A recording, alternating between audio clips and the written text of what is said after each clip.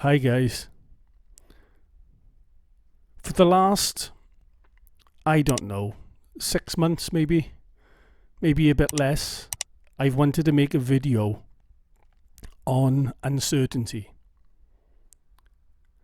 And what I'm going to do, actually, I'm going to make this a two-parter.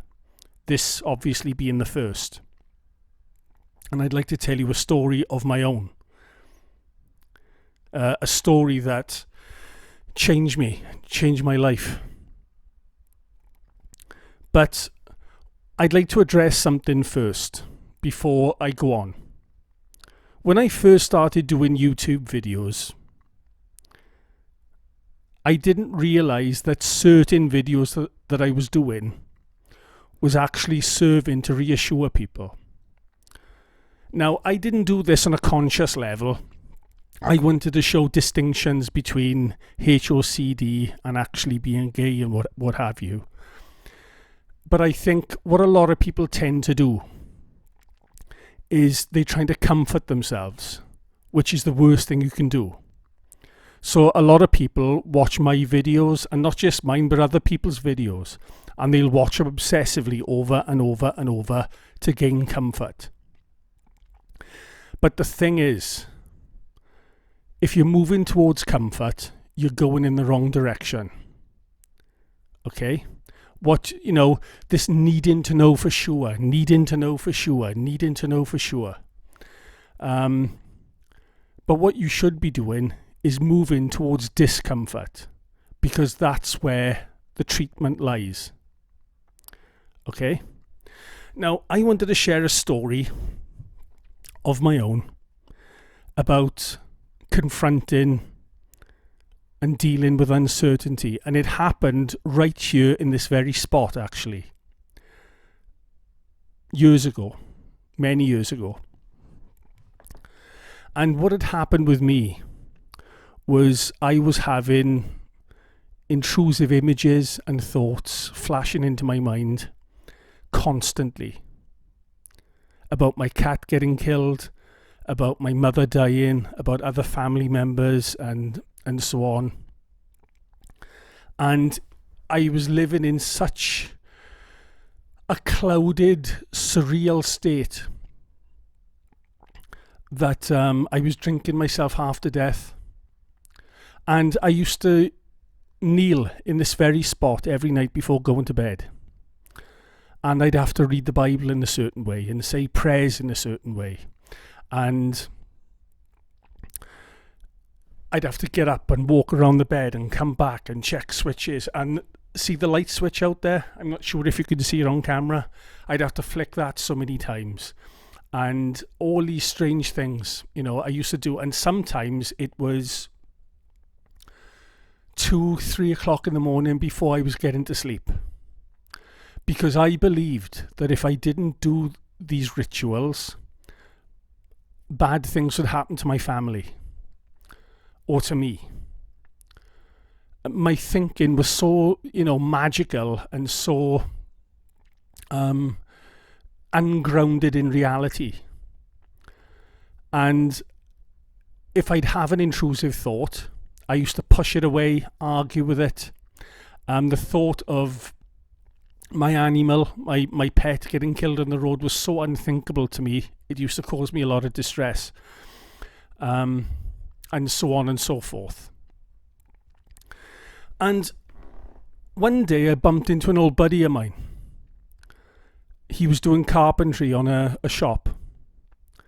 And we just got talking, and he reminded me of something that I'd long forgotten about. Just a small detail. And it unlocked this memory in my head. And I went home, and my sister, who'd been living away for 17, 18 years, a sister who I was very close to, she'd come home, and I was talking to her, and I don't know why, but it was kind of like moral support, just her presence, just the fact that she was here. So one night, instead of kneeling down where I am now, I decided that I wasn't going to do any of my compulsions or rituals. and I was going to jump into this very bed and go to sleep. And I braved it. I faced the unknown, because that's what it's all about, facing the unknown. You want to get better, you got to face the unknown.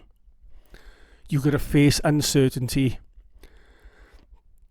So I jumped into this very bed, switched the light out, and I cried myself to sleep. How I ever slept, I don't know, and still don't know to this day. And because my sister had come to visit, she was downstairs talking. So I can remember going to the balcony there and shouting, "Shut the fuck up! I'm trying to sleep!" But I didn't mean to be so rude. I was just at a state of, I was actually going through terror. Through the most, I can't even articulate it. That's what it was like. And I sobbed and sobbed and sobbed myself to sleep, because I refused to do the compulsions, I refused to do the rituals. And I can remember thinking, oh my God, my cat's gonna die, my mother's gonna die, my sister's gonna die, something's gonna happen to me. I'll get killed in a car crash or something like that. I had all these thoughts going through my head, and I thought, I fucked it now. Some sort of evil law of attraction, which is nonsense, is going to get me, and whatever. And I was in serious distress. Make no mistake about it. Anyway, I woke up for work about 7 o'clock in the morning. I leave this bedroom and I go into the bathroom, do what I had to do, went downstairs, made myself some coffee and toast or whatever it was, and I realised I hadn't done any compulsions, I hadn't had any intrusive thoughts, and I was totally free. On a scale of, let's say, 0 to 100, my intrusive thoughts were like 80, 85. And they had been worse than that before. But they were at about an 85. Now they were about a 5. It had seriously gone down the scale. And when I did have an intrusive thought, it was like somebody throwing a piece of paper at me. It was nothing. But anyway, I discovered this morning I hadn't done any compulsions, and I was free for about 2 months. And it was one of the best 2 months of my life. I'd stood up to OCD and I'd beaten it. So it doesn't matter what form of OCD you have. If you think of a tree and the branches, say one branch represents harm, OCD, another branch represents contamination, another branch represents HOCD or whatever. It's those branches all come together into the trunk, and the roots obviously go into the ground.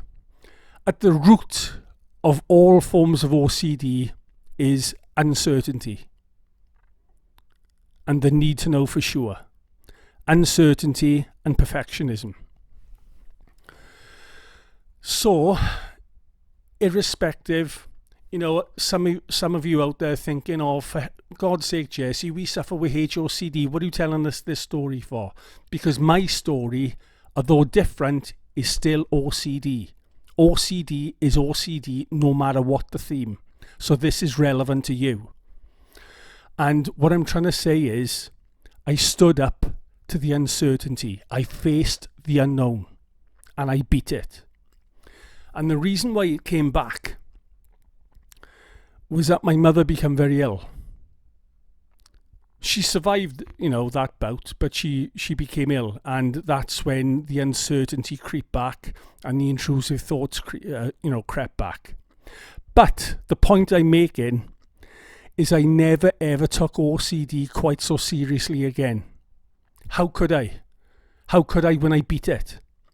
And all that paranoia, all that superstition just evaporated for that 2 months. And I had balance. I had balance up here again. So, what's the moral of the story? Face the unknown. Because when you're researching all the time, on Google all the time, watching videos all the time, all you're doing is keeping yourself comfortable. Where what you really need to do is confront the unknown. Anyway, guys, this was just a small video. Thank you very much for watching, and I'll speak to you soon. Take care.